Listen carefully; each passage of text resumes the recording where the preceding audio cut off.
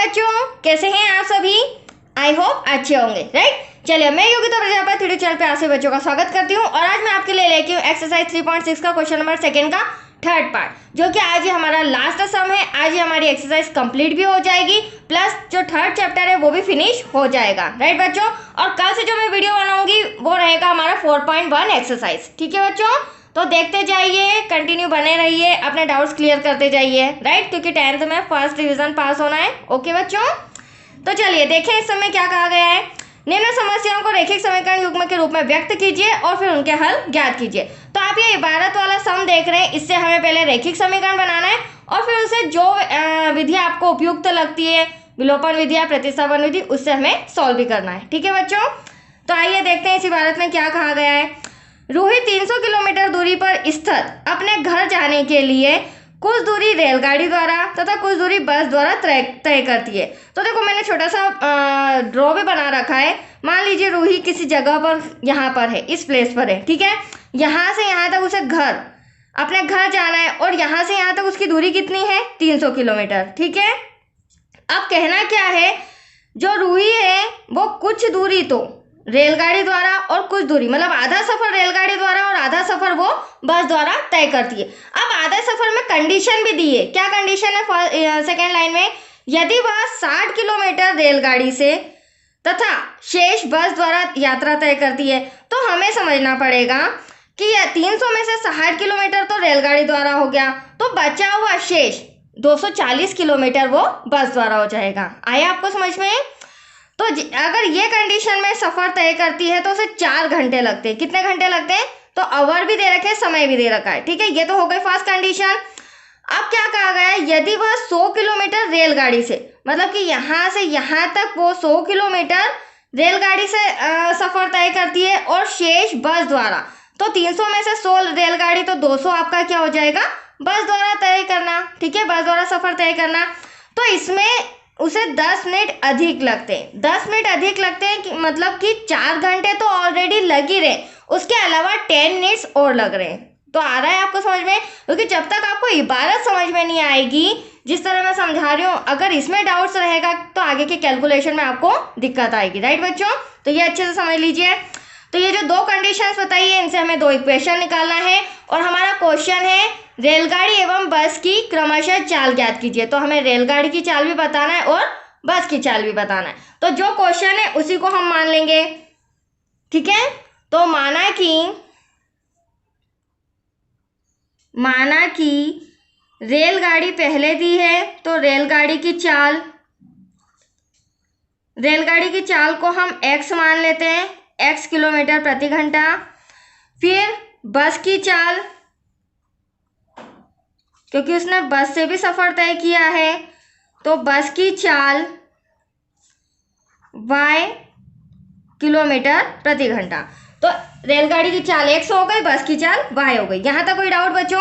अब वापस मैं सम पे आ रही हूँ। क्या कहा गया है, यदि वह 60 किलोमीटर रेलगाड़ी द्वारा, तो हम यहाँ पर 60 किलोमीटर रेलगाड़ी ले लेते हैं, ठीक है। साथ में किसके द्वारा? बस द्वारा। तो 300 में से 60 ये हो गया, तो अभी मैंने आपको समझाया था ओरल, 240 क्या हो जाएगा? बस यात्रा हो जाएगी उसकी। और दोनों को मिलाकर, तो यहाँ प्लस का साइन आएगा। कितना समय लग रहा है? 4 घंटे। यहाँ तक कोई डाउट? अब इसके द्वारा मैं फर्स्ट इक्वेशन देखिए कैसे बनाती हूँ। हाँ, अब घंटे की बात आ रही है, समय की आ रही है, चाल की आ रही है। तो छोटी क्लासेस में आपने फॉर्मूला सीखा होगा, समय बराबर, फॉर्मूला क्या होता है बच्चों? समय बराबर दूरी बटा चाल। तो हमारे पास समय भी है, हमारे पास दूरी भी है, बट हमारे पास चाल नहीं है, जिसे मैंने एक्स वाई माना आपके सामने। तो देखो, इसे इक्वेशन में किस तरह कन्वर्ट करेंगे। रेलगाड़ी की दूरी कितनी है? 60 किलोमीटर, तो ये लिखा मैंने आपके सामने। और रेलगाड़ी की चाल कितनी है? x, तो ये डिवाइड में आ जाएगा, ठीक है। समय तो आपके सामने दिख ही रहा है। प्लस अब बस की बात करें, तो बस की दूरी कितनी है? कितना किलोमीटर लग रहा है बस से? 240। और चाल कितनी हो जाएगी? y, क्योंकि बस की चाल y है, equals to 4 hour. Any doubt? ये फर्स्ट इक्वेशन तो आपका आ चुका है, ठीक है बच्चों। अब आइए वापस से सम में। अब हमें क्या कहा गया? यदि वह 100 किलोमीटर रेलगाड़ी से तथा शेष बस द्वारा, तो शेष कितना होगा? 200 होगा। 200 किलोमीटर बस से यात्रा तय करे तो उसे 10 मिनट अधिक लगता है, मतलब 4 घंटे तो लगते ही हैं, उसके अलावा 10 मिनट और एक्स्ट्रा लगते हैं। ठीक है, तो आइए इसे भी समझते हैं। 100 किलोमीटर रेलगाड़ी प्लस 200 किलोमीटर बस यात्रा। अब यहाँ पे ध्यान से समझना, क्योंकि यहाँ पर जो आवर्स दिए गए हैं वो इनकम्प्लीट है, तो यहाँ पर 4 घंटे 10 मिनट। ठीक है, इस तरह से लिख रही हूँ। अब इक्वेशन में कैसे कन्वर्ट करेंगे वो देखिए। तो देखो बच्चों, 100 रेलगाड़ी वही डिवाइड में x, क्योंकि रेलगाड़ी की चाल को x माना है, बस 200 किलोमीटर और बस की चाल को हमने y माना है। अब इसका कैलकुलेशन कैसे होगा वो थोड़ा सा आप रफ में आ जाइए, यहाँ पर समझाती हूँ मैं। क्या कहा गया है, 4 घंटे और 10 मिनट। तो देखो बच्चों, इसको हमें प्लस करना रहेगा, राइट, क्योंकि दोनों को मिलाकर ही तो समय बताना पड़ेगा। तो ये रहे 4 घंटे, ये रहे 10 मिनट, और मिनट की बात आ रही है तो 60 मिनट लेना तो जरूरी है। जैसे मंथ की बात हो तो 12 मंथ, डेज की बात हो तो 365 डेज, इसी तरह यहाँ मिनट की बात हो रही तो टोटल मिनट। ठीक है, अब यहाँ डिवाइड में कुछ नहीं है तो 1, 0 से 0 कैंसल, क्रॉस मल्टीप्लीकेशन करें तो 6 4 जा कितना हो जाएगा, 24, 1 1 जा 1 और डिवाइड का 6 1 जा 6, तो एटलीस्ट कितना है बच्चों, 25 डिवाइड में 6, 24 और 25। That's clear. ये मैंने आपके सामने कैलकुलेशन किया है, इसी तरह रफ में आपको कैलकुलेट करके यहाँ पर शो करना है 25 डिवाइड में 6, ये टोटल आवर आ गए। Any doubt?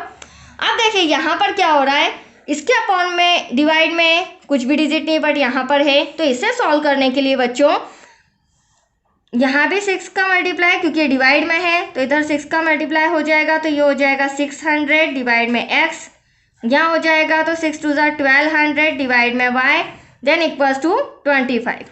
यह आया हमारा इक्वेशन नंबर 2। यहाँ तक कोई डाउट? चलिए आगे कंटिन्यू करते हैं। अब ध्यान से समझना, इक्वेशन 1 और 2 तो आ गई बट प्रॉपर नहीं आई है। क्यों नहीं आई है? क्योंकि आप देख रहे होंगे क्वेश्चन फर्स्ट अगर आपने मेरे से समझा है या फिर अदर भी टीचर से समझाओ तो डिवाइड में x या y आता है तो उसे किस तरह चेंज करते हैं।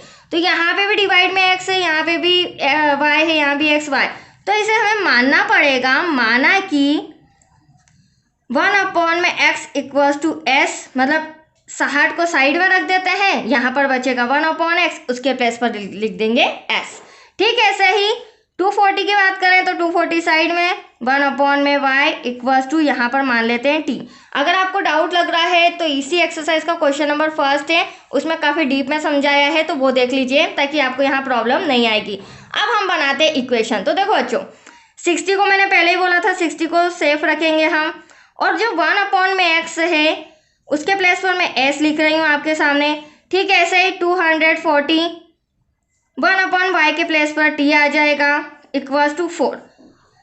अब देखिए इसे मैं समीकरण दे रही हूँ 3। अभी हमारा प्रॉपर आ चुका है, ठीक है, डिवाइड यहाँ से हट चुका है। ठीक है, ऐसे ही हम यहाँ पे भी सॉल्व करेंगे, तो यहाँ पर भी 600 और 1/x के प्लेस पर s plus 1200 t equals to 25, equation number 4।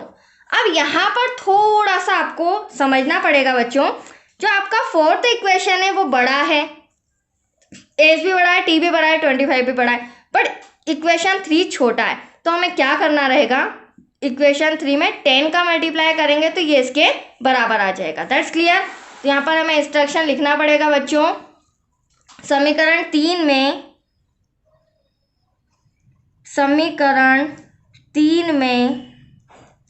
10 का गुणा करने पर, क्योंकि इस समय बहुत ज़्यादा कैलकुलेशन है इसलिए काफ़ी डीप में समझा रही हूँ मैं, ध्यान से समझिए।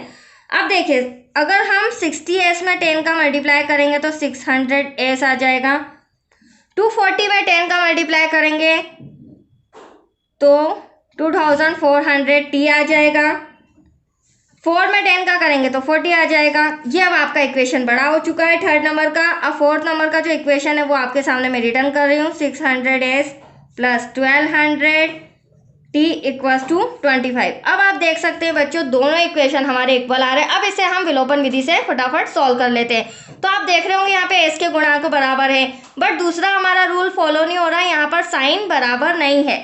तो आपने समझ ही रखा है, हमें यहाँ पर क्या करना पड़ेगा, चिन्ह बदलना पड़ेगा। तो आपको छोटा सा इंस्ट्रक्शन लिखना पड़ेगा, राइट बच्चों, चिन्ह बदलने पर या चिन्ह घटाने पर, ठीक है। तो अब यहाँ पर प्लस का क्या कर देंगे, माइनस माइनस माइनस, तो एटलीस्ट एस का वैल्यू तो कैंसिल हो गया। 2400 में से 1200 गया तो आपके पास 1200 टी बचा, इक्वल्स टू 40 में से 25 गया तो यहाँ पर बचा 15, दोनों प्लस के हैं। अब हमें तो टी की वैल्यू चाहिए, राइट, यहाँ पर 1200, इसे 3 से कैंसिल करते हैं, 3 5 सा 15, 3 4 5 से करते, रुको 3 से नहीं 5 से करते हैं, बड़ी डिजिट से, 5 3 सा 15, 5 2 सा 10, 5 4 सा 40, सॉरी 5 4 सा 20, बोलने में मिस्टेक हो गया, कोई बात नहीं। इसे फिर 3 से कैंसिल करते हैं, 3 8 सा 3 1 सा 3, 3 8 सा 24, इक्वल्स टू 3 अपॉन में 80।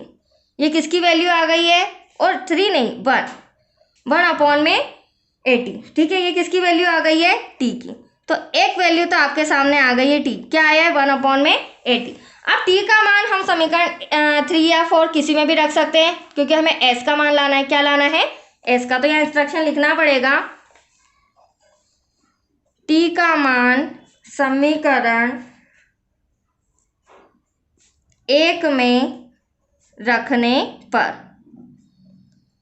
तो देखो बच्चों, समीकरण 1 ये रहा जो मैंने 10 मल्टीप्लाई करा था, कितना आया था हमारा, 600s plus 2400t equals to 40।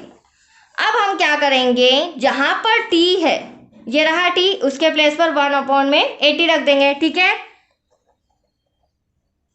Plus ये देखिए t के प्लेस पर आ गया इक्वल्स टू 40। अब यहाँ पर आप देख रहे हैं 0 से 0 कैंसिल, और 8 के डबल और 24 आता है कितनी बार में, 3 बार में, तो यहाँ पर बचा 0 मतलब कि 30, ठीक है। अगली step 600s plus 30 equals to 40। अब 600s ऐसा का ऐसा, 40 ऐसा का ऐसा, प्लस का 30 इधर जाके क्या हो जाएगा, माइनस का हो जाएगा। फिर अगली स्टेप 600s माइनस करेंगे तो कितना बचेगा बच्चों, 10। अब हमें तो s की वैल्यू चाहिए, तो डिवाइड का 600, सॉरी इंटू का कहाँ आ जाएगा, डिवाइड में, तो ये रहा आपका s का वैल्यू 1 अपॉन में 60। Any doubt? चलिए, अब आप सोच रहे होंगे आंसर आ गया, बट अभी आंसर नहीं आया, क्योंकि अभी हमारी t और s की वैल्यू तो आ गई, बट हमारा सम s और t से रिलेटेड नहीं था, हमने x और y से रिलेटेड सम सॉल्व किया। हमने x और y माना था बच्चों, राइट, और यहाँ पर x और y के प्लेस पर s और t माना था। तो अब हम क्या करेंगे, x और y की वैल्यू लाने के लिए s का मान यहाँ रखेंगे और t का जो मान निकला उसे यहाँ रखेंगे। That's clear? इसे हम पीछे सॉल्व कर लेते हैं। ये देखिए यहाँ पर सॉल्व कर रही हूँ। 1 अपॉन में x को हमने क्या माना था बच्चों, इक्वल्स टू s।